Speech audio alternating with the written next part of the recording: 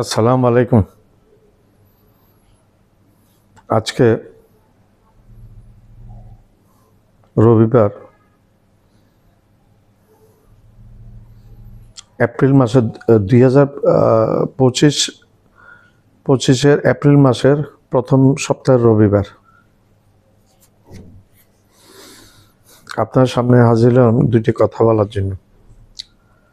প্রসঙ্গ সেই ঘুরে ফিরে সেই একই কথা, talk of the country. The topics is previous Prime Minister of Bangladesh, Sheikh Hasina. Narendra মোদীর সাথে 2-3 দিন আগে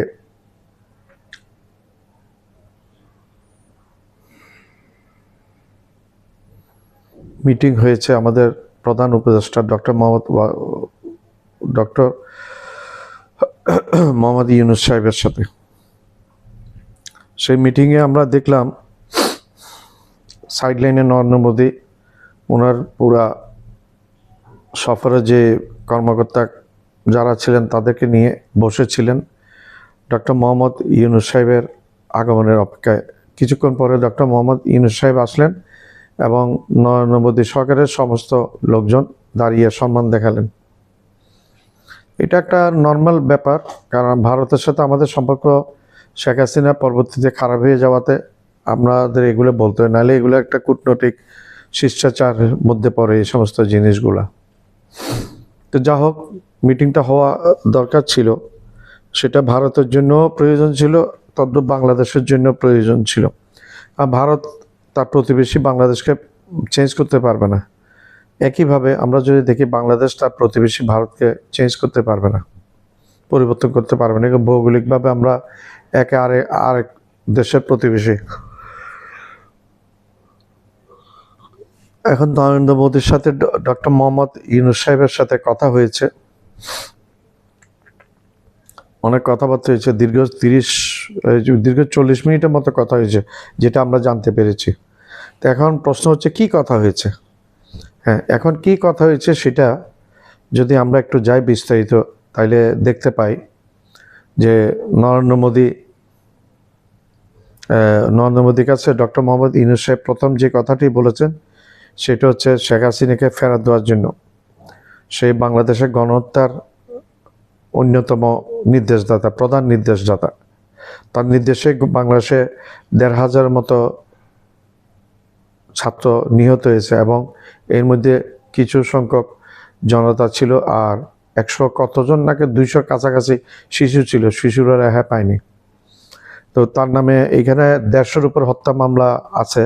তো এই হত্যা মামলাগুলা চলছে বাংলাদেশের কোর্টে, এবং কোর্ট অলরেডি গ্রেপ্তারি পরোয়ানা জারি করেছে এবং সরকারকে বলেছে শেখ হাসিনাকে কোর্টের কাছে হাজির করার জন্য। এটাতে বাংলাদেশের নরেন্দ্র মোদী সরকারের উপর একটা চাপ সৃষ্টি হয়ে গেছে। যখন সাক্ষাতে দেখিতে যখন দেখা হলো, তখন চাওয়াতে ডিমান্ড করাতে। দ্বিতীয় হচ্ছে সীমান্ত হত্যা বন্ধ করার জন্য। সীমান্ত হত্যা এটা অভিপ্রায় না বাংলাদেশের। তারপর পানি বন্টন চুক্তি একটা নদী, সেটা রিনিউ করার জন্য তাগাদা দেওয়া হয়েছে, এবং তিস্তা প্রকল্পের ব্যাপারেও জানানো হয়েছে। কারণ তিস্তা আমাদের বর্ষা মৌসুমে আমাদের বন্যায় ভারত আমাদেরকে ভাসিয়ে দেয়, এবং শুষ্ক মৌসুমে ভারত পানি না দিয়ে আমাদেরকে খরা সৃষ্টি করে, জমি ফেটে চৌচির হয়ে যায়, ফসল হওয়া তো দূরের কথা। এইভাবে দীর্ঘদিন ভারত আমাদেরকে নিষ্পেষিত করছে, যেটা শেখ হাসিনার আমলে কেউ বলতে পারতো না। শেখ হাসিনা নিজেও বলতো না, কেউ বলতে পারতো না। বিডিআর সীমান্ত হত্যাকাণ্ডের সীমান্তে মানুষ মারলে গুলি করে এটা প্রতিবাদ করতো না, এবং কাউকে করতেও দিত না। অ্যাকচুয়ালি শেখ হাসিনা ছিল ভারতের একটা দাসী মাত্র। সেটা আমরা বাংলাদেশের প্রধানমন্ত্রী বলি, এটা ভুল। উনি ভারতের এজেন্ডা নিয়ে আসে এবং ভারতের দাসী। তো এই 2024 সালে 5ই অগস্ট ছাত্র রেভলিউশন, ছাত্র জনতার বিপ্লবের ফলশ্রুতিতে শেখ হাসিনা পালাতে বাধ্য হয়েছে এবং নরেন্দ্র মোদী কোলে গিয়ে আশ্রয় নিয়েছে। এবং নরেন্দ্র মোদী ওনার কোলে যথেষ্ট ভালোভাবে রেখেছে শেখ হাসিনায়।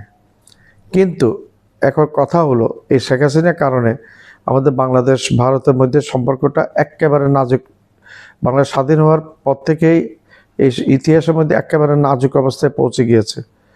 এবং আমাদের ভিসা টিসা সব কিছু নরেন্দ্র মোদী বন্ধ করে দিয়েছে, সব ধরনের ভিসা, যার কারণে ভারতের অর্থনীতিতে একটা ধাক্কা পড়ে গেছে।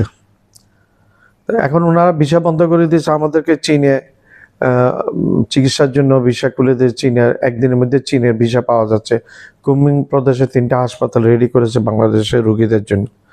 এবং যেটা আমরা জানতে পারি, চীনের চিকিৎসা ব্যবস্থা ভারত থেকে অন্তত 50-60 বছর নাকি অ্যাডভান্স তাদের, সেটা আমরা আগে জানতাম না। এখন আমরা ওইখানে লোকজন যাচ্ছে এবং ওইখানকার বাংলাদেশি ডাক্তাররা আছে, তারাই এই তথ্যগুলো দিচ্ছে।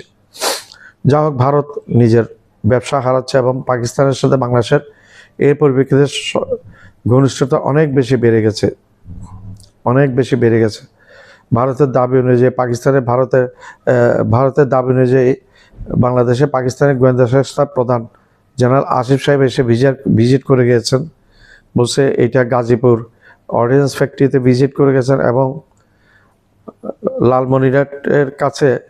লালমনিরহাটের ওইখানে বিমানবন্দর ওইখানে সীমান্তে চিকেন নেকের কাছে নাকি ভিজিট করে গেছে। এগুলো বাংলাদেশ অস্বীকার করেছে, কিন্তু ভারতের পক্ষ থেকে দাবি তোলা হচ্ছে। যা এখন যখন নরেন্দ্র মোদী ভারতকে আমাদের ইউনূস সাহেব যখন নরেন্দ্র মোদীকে বলেছে শেখ হাসিনাকে ফেরত দেওয়ার জন্য, এখন এই জিনিসটা একটা ফাঁপড়ে পড়ে গেছে নরেন্দ্র মোদী। কারণ এতদিন কোনোভাবে চলে গেছিল, এখন আর পালাবার খুব একটা পথ নাই। এবং আমি মনে করছি পৃথিবীর কোনো জায়গায় শেখ হাসিনাকে আশ্রয় দেয় নাই, একমাত্র ভারত যেখানে সেখানে আশ্রয় দিয়েছিল।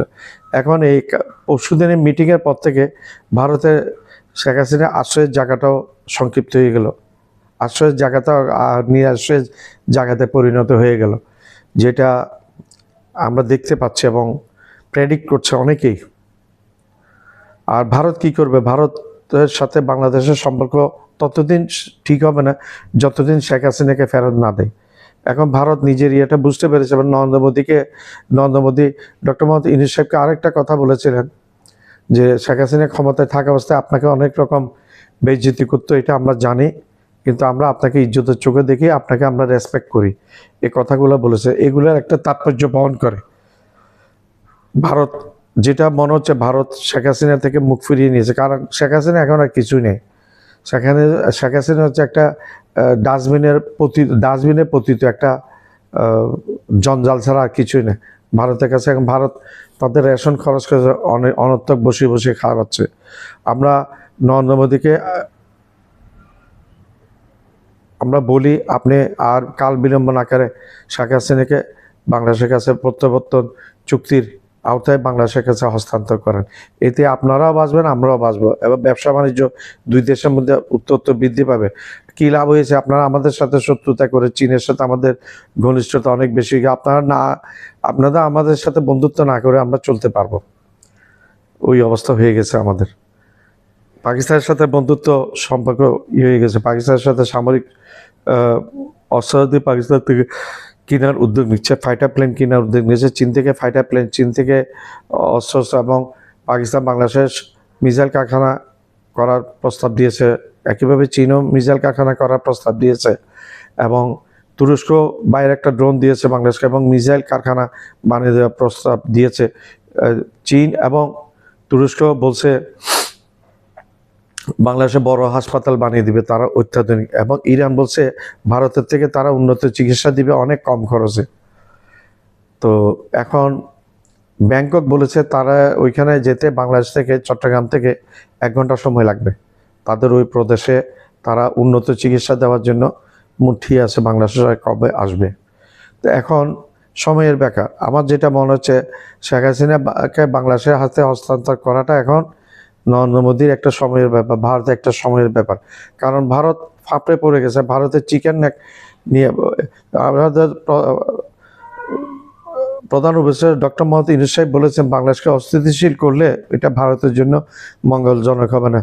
ভারতের চিকেন নেক অস্থিতিশীল হয়ে যাবে, পশ্চিমবাংলা অস্থিতিশীল হয়ে যাবে, এটা বিহার হয়ে দিল্লি পর্যন্ত অস্থিতিশীলতা পৌঁছাবে। তো এখন সম্ভবত নরেন্দ্র মোদীর ভিতরে ভয় ঢুকে গেছে, চিকেন নেক নিয়ে, চিকেন নেক আদৌ রক্ষা করতে পারবে কিনা।